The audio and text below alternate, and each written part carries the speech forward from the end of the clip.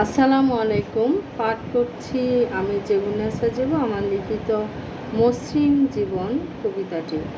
শিক্ষিত সুশীল মানুষ হবার আছে যন্ত্রণা, পারে না ওরা নিয়মের বাহিরে গিয়ে প্রকাশ করতে নিজের কষ্ট না পাওয়া, পেয়ে হারানোর বেদনা, কিংবা ইচ্ছেগুলো সহজ জীবন করা।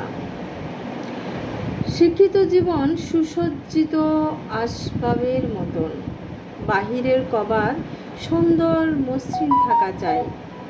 যতই ভেতরে প্যারেক দিয়ে জোড়া তালি দেওয়া হোক না কেন, সভ্যতা মানুষকে মসৃণতা দিয়েছে, কেড়ে নিয়েছে প্রকাশ ক্ষমতা।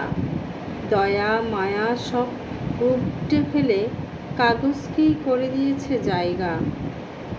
সেরা জীবের মূল্যায়নে জুড়েছে স্রেফ বিনিময়। ভালোবাসা